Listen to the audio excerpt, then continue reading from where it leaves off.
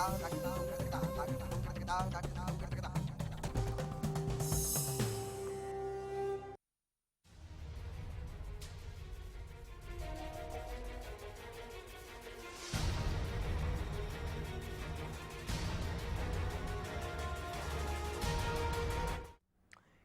स्वागत है आपका विशेष में। आपके साथ मैं हूं रेणु कैलाश। विशेष में बात करेंगे उस मनोहर दावे की जिसमें सब कुछ ठीक दिखाई तो दे रहा है, लेकिन वाकई ठीक कुछ भी नहीं है।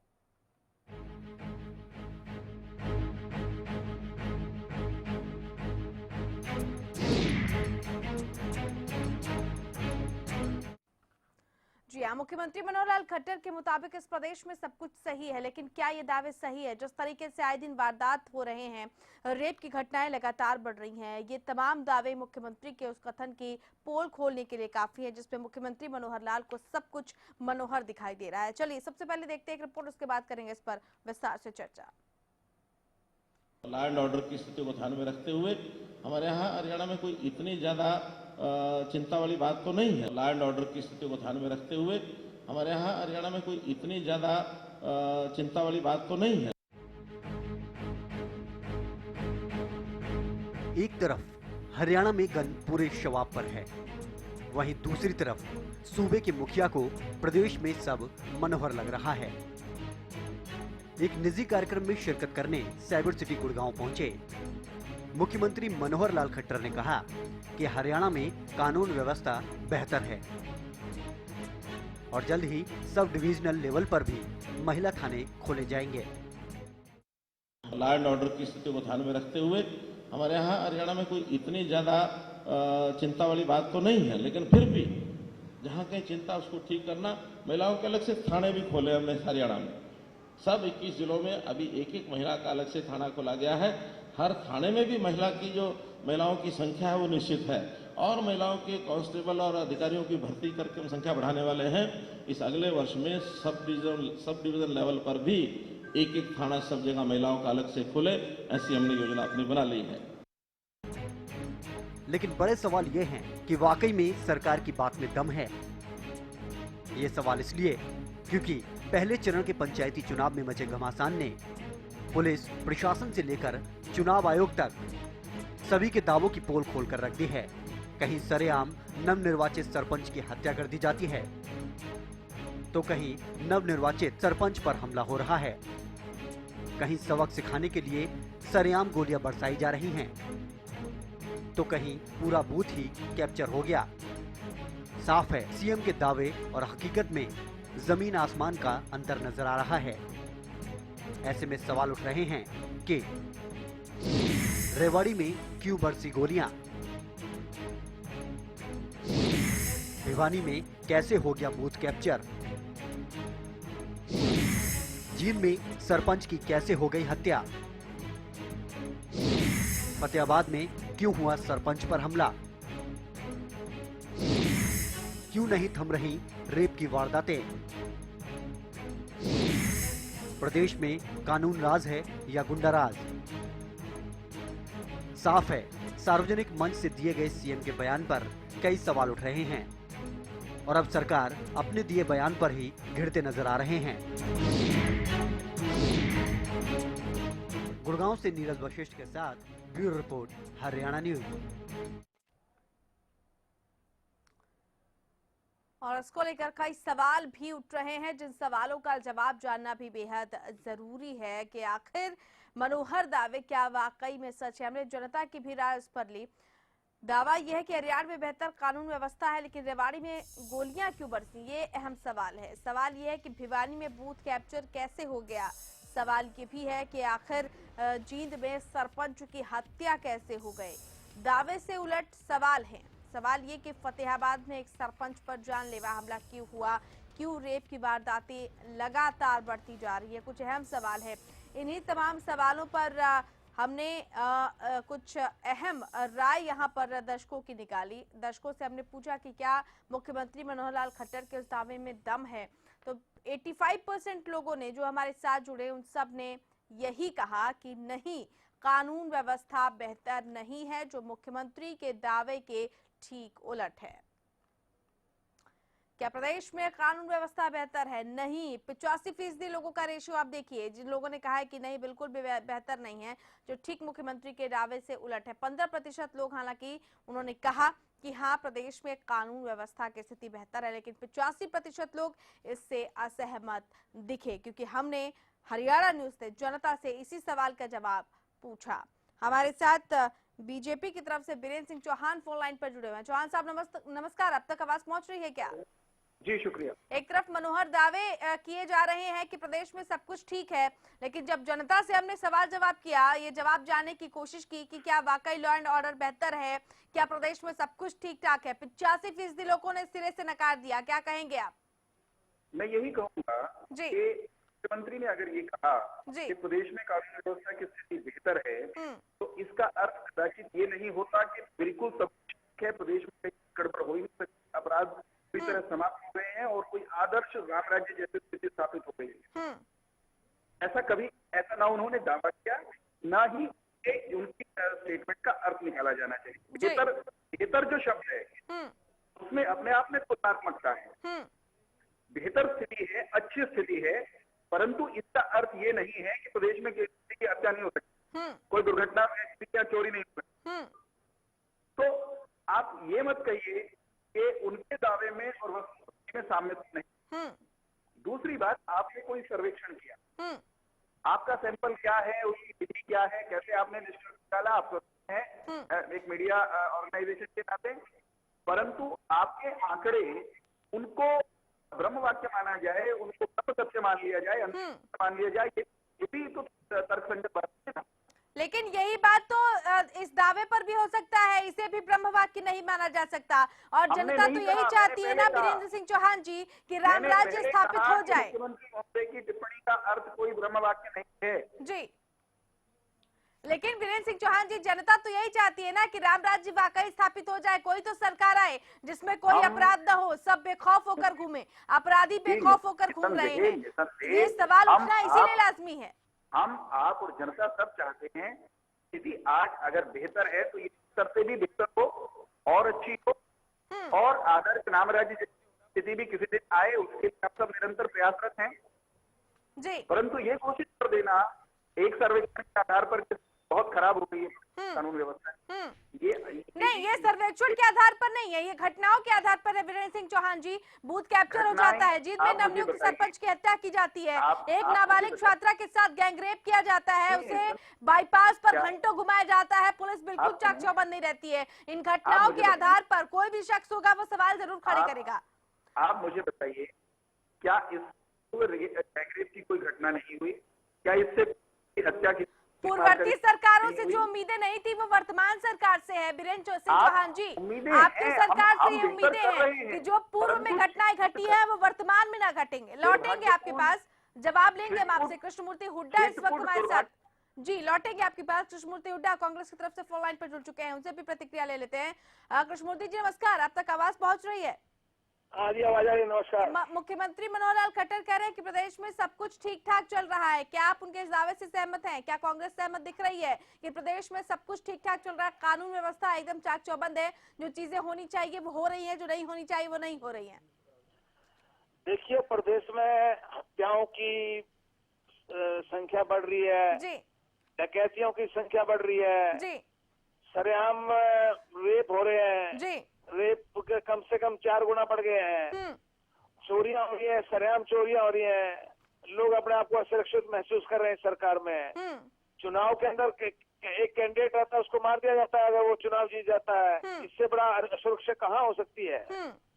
तो यहाँ तो जो अपराधी थे हमारे समय में हरियाणा छोड़ के चले गए थे, वो वापस आ गए हैं, ऐसा प्रतीत होता है हमें, क्योंकि एकदम से स्पर्ट हुआ है, अपराध में बहुत बड़ा एकदम से इजाफा हुआ है।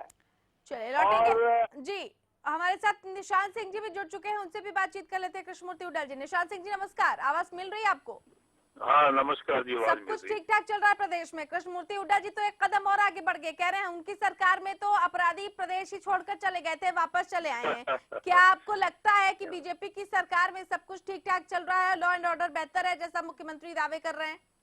नहीं, देखिए, हम अगर कहेंगे तो कहा यही जाएगा कि विरोधी हैं इसलिए कह रहे हैं, लेकिन सच्चाई ये है कि क्राइम रेट बढ़ा है जी। चाहे वो रेप की बात हो, चाहे वो दूसरा क्राइम है, ये मार धाड़ की बात हो, चोरियों की बात हो, ये फिरौतियां मांगने की बात हो, ये बड़े सरकार के दावों के विपरीत चल रहा है सभी। तो सरकार के जितने बड़े दावे थे वो सारे खोखले साबित नजर आ रहे हैं। हाँ, तो मतलब ये मान के चलें कि सरकार पूरी तरह से कानून व्यवस्था के मामले में फेल्योर है। अफसरशाही कहीं भी सरकार के काबू में नहीं है। ये मान के चलें कि इनकी को तरफदारी करते हों या ये वीआईपी ड्यूटियां करते हों पुलिस के लोग, लेकिन अदरवाइज आम जन पीड़ित है इस बात के लिए कि क्राइम बढ़ा है और सभी लोग इससे प्रभावित हैं। सरकार को इस पे जोर देना चाहिए, कानून व्यवस्था ठीक करनी चाहिए। बीरेंद्र चौहान जी, जवाब देना चाहेंगे आप? मैं जवाब करता हूँ जी। प्रतिपक्ष आंकड़ों के अभाव में कपोल काल्पनिक आंकड़ों के आधार पर उज्जवल दावे कर सकते हैं। जी। अभी कांग्रेस के प्रवक्ता ने कह दिया कि रेप की घटनाएं 4 गुना बढ़ गई हैं। ये पता नहीं कहाँ से कौन से स्टेटिस्टिकल डाटा कहाँ से लेकर आए हैं, या इन्होंने और कांग्रेस शासित प्रदेशों के आंकड़े भी हरियाणा में जोड़ रख दिया। जी। मैंने पहले कहा हमको रियलिस्टिक होना पड़ेगा, व्यवहारिक होना पड़ेगा, इस बात को स्वीकार करना पड़ेगा कि अपराध को शून्य के स्तर पर कभी पहले भी नहीं लाया जा सका, शायद भविष्य में भी लाया जा सकता, परंतु ये घोषित कर देना कुछ घटनाओं के आधार पर कानून व्यवस्था की बहुत खराब हो गई है, ये अतिशयोक्ति है, ये कोई राजनीति है। हम स्थिति को बेहतर करने के लिए हर दिन प्रयासरत हैं, निरंतर प्रयासरत हैं। चलिए चौहान साहब, लौटेंगे आपके पास। आप तीनों खास मेहमानों से हमारी बातचीत जारी रहेगी। हमारे साथ राजनीतिक विश्लेषक मुकेश शर्मा इस वक्त स्टूडियो में मौजूद है। मुकेश, नमस्कार। नमस्कार। आपने तमाम बातें सुनी हैं, सवाल भी आपके पास यही है कि क्या वाकई जैसा कि मुख्यमंत्री साहब दावे कर रहे हैं, वाकई प्रदेश में स्थिति वैसी है, संतोषजनक स्थिति से कही जा सकती है क्या? देखिए, किसी भी प्रदेश में अपराध बिल्कुल समाप्त हो जाएंगे ऐसी कल्पना ना करें। शायद ही कभी भारत के इतिहास में ऐसा हुआ हो। जी। तो अपराध तो होंगे, होते रहेंगे। प्रश्न यह है कि कितनी एफआईआर दर्ज हुई, बिल्कुल, और उसमें से कितने केस सोल्व हो गए। हाँ। और यदि सोल्व हुए तो कितने समय में सोल्व हुए, इसके ऊपर निर्भर करता है। तो अपराध को रोकने के लिए राज्य सरकार अपने प्रयास कर रही है, और उसमें मैं थोड़ा एक सुझाव ये देना चाहूंगा कि हरियाणा में 4 डिवीजन हैं। तो चारों डिवीजन में यदि आप 4 डिवीजन में, चूंकि 2-2, 3-4 जिलों का एक डिवीजन है, और वहां पर एसपी लेवल के अधिकारी नियुक्त हैं, जहां पर पुलिस कमिश्नरेट है वहां पर आईजी लेवल के अधिकारी नियुक्त हैं पुलिस कमिश्नर के रूप में। यदि आप चंडीगढ़ पंचकूला में बैठे एडिशनल डीजीपी या डीजीपी, बहुत सारी ब्रांचेज के हमारे पास हैं, 10 के करीब डीजीपी होंगे, और एडिशनल डीजीपी भी हमारे पास काफी हैं जो आराम से फ्री हैं, कोई विशेष काम नहीं है उनके पास। यदि मॉनिटरिंग के लिए आप एक एडिशनल डीजीपी या डीजीपी को भी साथ 4 डिवीजन में लगा दें तो बेहतर परिणाम आने की संभावना रहेगी। उनको काम मिल जाएगा और उनके अनुभव का जो लाभ है वो डिवीजन को, जिलों को और कस्बे तक उनके अनुभव का लाभ पहुंचेगा जनता तक। तो बेहतर हो सकता है। जी, बेहतर हो सकता है। इसको बेहतर करने के और क्या क्या उपाय हो सकते हैं और क्या क्या अवरोध हैं इसके सामने, इसके तमाम पहलुओं पर हम चर्चा रखेंगे जारी। आप तीनों खास मेहमानों से अनुरोध है कि आप फोन लाइन पर जुड़े रहे। वक्त एक छोटे से ब्रेक का, जल्द लौट रहे हैं विशेष के साथ।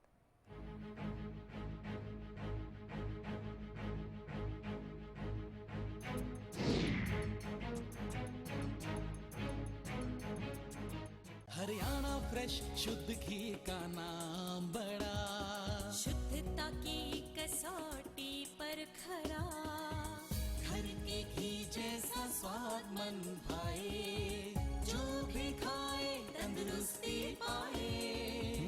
हरियाणा फ्रेश एगबाग शुद्ध घी, स्वाद घर के घी जैसा। हरियाणा फ्रेश शुद्ध घी। सरकारी नौकरी मिलती नहीं या आप लेते नहीं, बेरोजगार रहने के 2 कारण हैं। या तो आप कोशिश नहीं कर रहे या आपकी दिशा गलत है।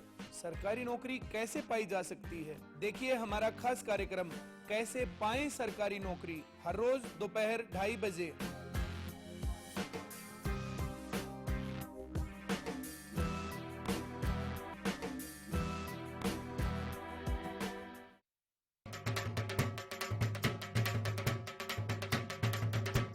ਜ਼ਿਮੀਂਦਾਰਾਂ ਨੂੰ ਇਹ ਸੰਦੇਸ਼ਾ ਦੇਣਾ ਚਾਹੂੰਗਾ ਕਿ ਦੂਸਰੇ ਪ੍ਰੋਡਕਟ ਛੱਡ ਕੇ ਐਕਸੀਅਲ ਨੂੰ ਯੂਜ਼ ਕਰਨ।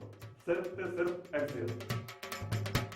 Axial axial axial axial axial axial. अव्वल एक्सियल। बस अब और नहीं। गुरबाज एग्रीकल्चर वर्क्स पेश करते हैं भारत सरकार द्वारा मान्यता प्राप्त प्रचलित रीपरों के मुकाबले ज्यादा चलने वाला, समय और डीजल की बचत वाला गुरबाज स्ट्रॉ रीपर।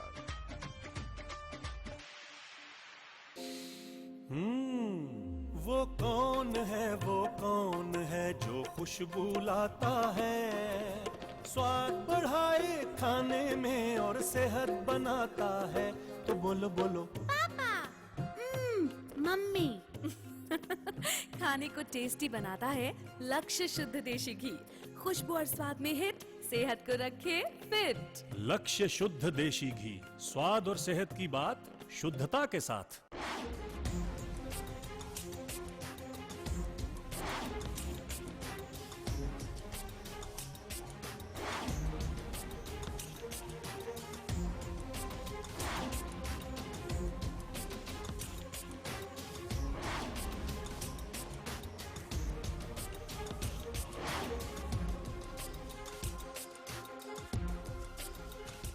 फसलों पर स्प्रे के दुष्प्रभाव ने पशुओं के थनों में सूजन, गांठ, एक थन का सो जाना, खून आना व दूध कम हो जाना आदि बहुत सी बीमारियों को जन्म दे दिया है। इसलिए मैं आपको ये सलाह देना चाहता हूँ कि आप अपने सभी पशुओं के हर ब्यांत पर सोमधारा योग का एक कोर्स जरूर करवाएं। ਜ਼ਿਮੀਂਦਾਰਾਂ ਨੂੰ ਇਹ ਸੰਦੇਸ਼ਾ ਦੇਣਾ ਚਾਹੂੰਗਾ ਕਿ ਦੂਸਰੇ ਪ੍ਰੋਡਕਟ ਛੱਡ ਕੇ ਐਕਸੀਅਲ ਨੂੰ ਯੂਜ਼ ਕਰਨ। ਸਿਰਫ ਤੇ ਸਿਰਫ axial. Axial axial axial axial axial axial. अव्वल एक्सियल। पहाड़ों में दफन एक राज, रहस्यमयी बर्फीला कब्रिस्तान, चारों तरफ नरमुन, मौत या फिर कत्ल। देखिए रूपकुंड का रहस्य।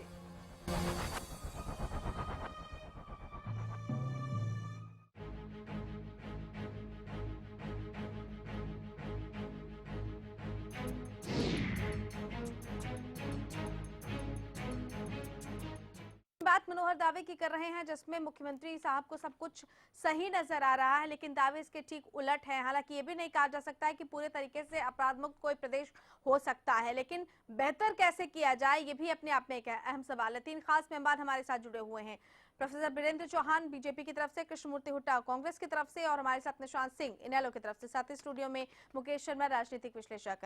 वीरेंद्र चौहान जी, स्थिति संतोषजनक भी नहीं है ये भी नहीं कह सकते हम, क्योंकि दावे इसके ठीक उलट हैं। तो ऐसे में बेहतर स्थिति करने के लिए और क्या कुछ किया जा सकता है, और आपको लगता है कि बहुत सारे अवरोधक हैं जो इस स्थिति को बेहतर करने में अभी भी रोड़ा बने हुए हैं? कानून व्यवस्था स्थिति को बेहतर करने के लिए जी हर संभव उपाय किए जाते हैं। जी एक बड़ा बहुत बार क्या आता है कि जितने हमारे पास पुलिस कर्मचारियों की संख्या होनी चाहिए जी कानून व्यवस्था को बेहतर बनाने जी तो उसकी गुणवत्ता कायम रखने जितने कर्मी नहीं जी तो नई सरकार आने के पुलिस कर्मियों की दिशा में कदम बढ़ाए, बहुत जल्द और अधिक कर्मचारी जी उनकी नियुक्ति।